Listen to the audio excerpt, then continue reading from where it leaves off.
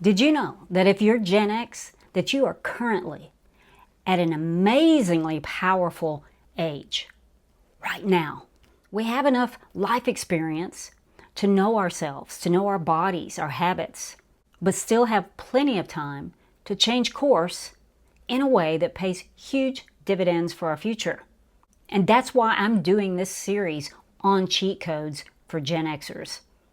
Because they're quick, they're simple, and they deliver far more results than you think they would. Today, I'm giving you 8 mental and emotional advantage codes. So let's get to the next level. Okay, the first cheat code is the 11-minute movement rule. There's a statistic out there that states that 25% of Gen Xers suffer from depression. Now, if this is something that you struggle with, there was a report out of Cambridge that states just 11 minutes of moderate activity. Now, that could be a brisk walk or dancing while you're cooking your dinner or yard work. That 11 minutes of activity reduces depression symptoms by over 20%.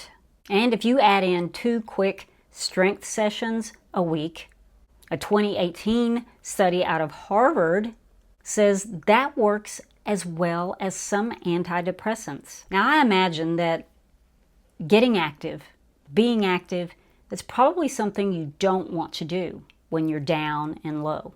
But there's additional research that shows that increasingly engaging in passive activities, which is watching TV, scrolling on your phone, those create depressive symptoms on its own and greatly intensify those that are already present.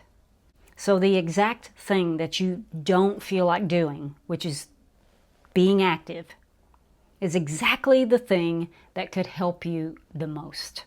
Cheat code number 2 is the 4-7-8 breathing trick. This extremely simple breathing exercise, which I personally love and use very regularly, will lower your heart rate and regulate your nervous system.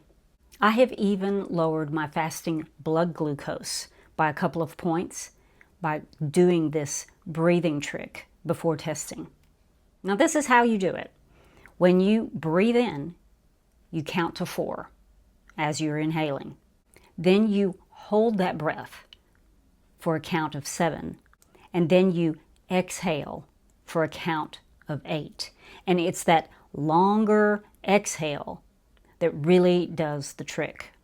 And you do that exercise for at least a couple of minutes. I will usually do mine between 3 to 5 minutes. Now, I have an app that kind of guides me along. You don't need an app. The one I use is called the Breathing Zone. It's free, not sponsored.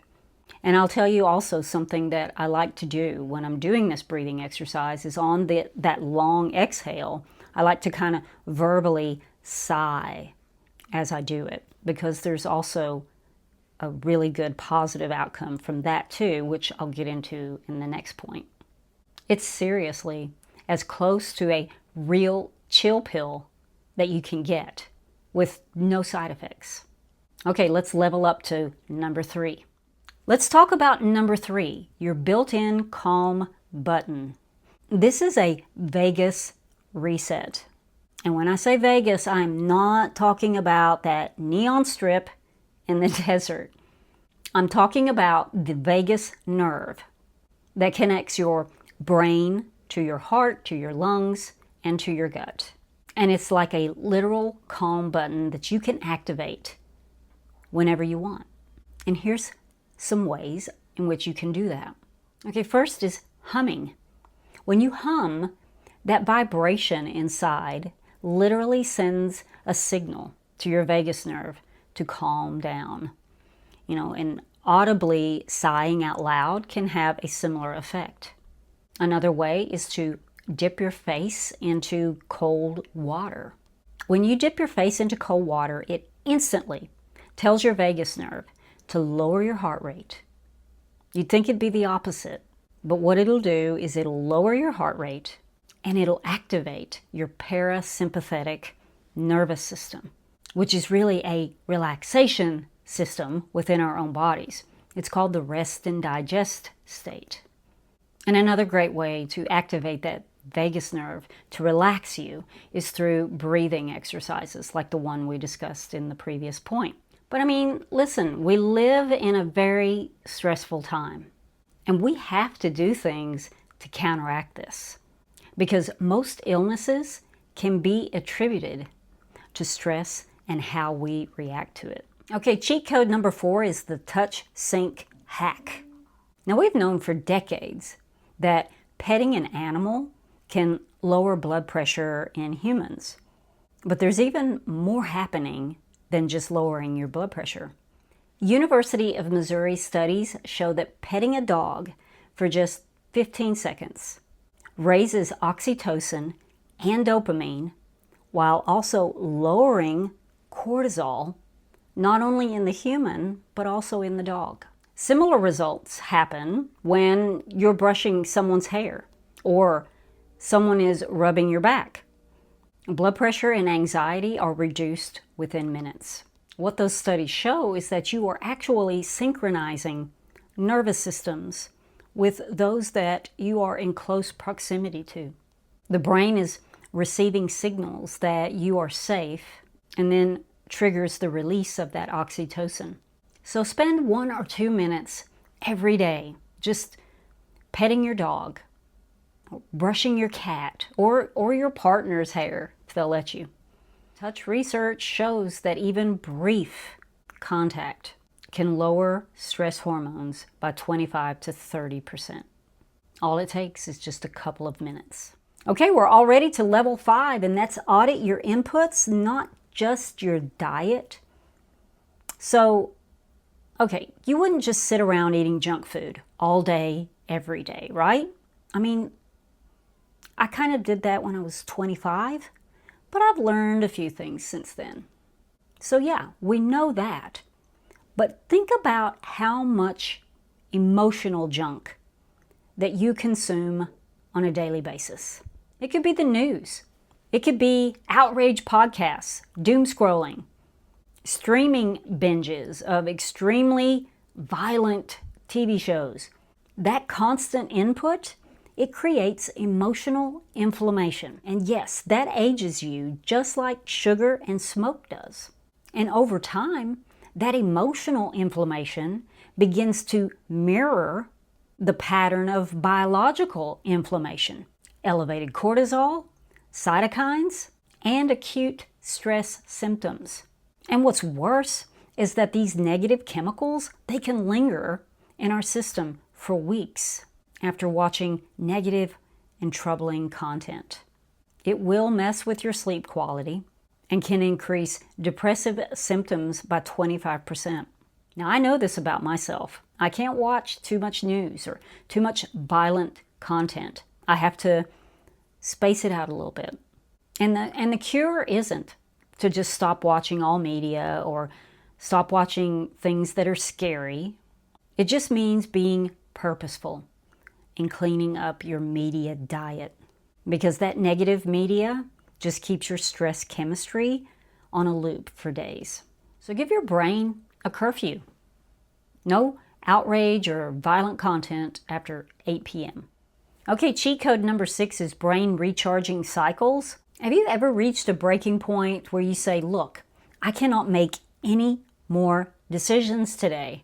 Or where you're just so mentally exhausted and you just hit a brick wall? Well, you're not imagining things, and you're certainly not alone. You know, with our muscles, we can't just keep working them without finally hitting a breaking point. Our muscles get fatigued and they can do no more. We all know that. Well, the brain does this too. But since we don't feel the actual fatiguing pain like we do in our muscles, we don't notice it when it's happening. And we just keep pushing through. So let's talk about what our brains run on, the actual fuel. It's glucose. And even though our brains only comprise usually 2% of our body weight, they consume 20% of our total energy. I mean, you could say that our brains, they are power hogs.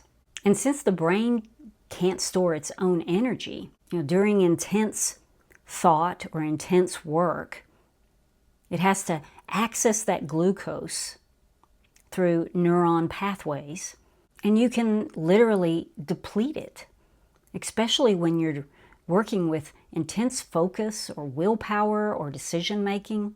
But the good news is that short mental or even physical breaks, it lets those neurons rebuild that glucose or glycogen to restore that brain power. So during intense bouts of, brain power, give yourself regular breaks. And also don't forget good quality sleep. And when you hit that wall, when you feel that, don't push harder. Just step away for 10 minutes and let those neurons refuel and recharge. Okay, number 7 is nature microdoses. This is the cheapest cheat code you'll ever get. Just 10 minutes in natural spaces measurably reduces cortisol and boosts your mood. No headphones, no phone, just you and fresh air. Do it daily if you can. It's a nervous system reset, just hiding in plain sight. And when you're out there, try to engage all of your senses. Take deep breaths. Get out of your head a little bit and notice the things around you. EPA data shares that the average adult spends 93% of their time indoors. That means a single 10-minute walk outside makes you statistically above average for exposure to the most natural stress reliever that we have access to. The 8th cheat code is the dopamine timing hack. Now, this is a big one for anxiety, motivation, and focus. Just delay checking your phone for at least 1 hour after you wake up. Set 2 alarms. Set one to wake up, and then set another one for an hour later, and that lets you know that it's okay to check your phone now. Every time that you start your morning scrolling, you get these mini dopamine bursts, and over time you begin to get desensitized to that, which then will affect your motivation and your focus. We don't want to desensitize ourselves to dopamine because we rely on that to motivate us, to internally motivate us to do things every day of our lives. So give your brain a dopamine buffer first. Whether that's a glass of water, sunlight, coffee, movement, then you can check in on your phone. And here's a thought. Just get up in the mornings and act like it's 1992. Just leave the phone on the nightstand or the charger until that first hour has passed. And that way, you'll have a much better chance of having enough dopamine to get you through the rest of the day. Okay, I tried to include here 8 inexpensive, easy to achieve, and very effective strategies. Do even half of these, and you're already above average. You're upgrading your midlife hardware. And if you want to explore a little deeper about what midlife can mean for you, and take a look at this video next. It's an honest conversation about being in your 50s and how to thrive in it. I'll link it right here. I hope you all have a great week. I'll see you in the next video. Bye. I just want to refresh everyone on what the definition of midlife really is. Midlife is more of a stage than an actual age. It's defined as that stretch of time where we leave the responsibilities of early adulthood behind, but still young enough to not be considered old or elderly. Now, I'm sure your grandkids probably think you're old, but what do they know? But midlife is the transition period between those two chapters. And with it comes power, reinvention, clarity, and shifting priorities.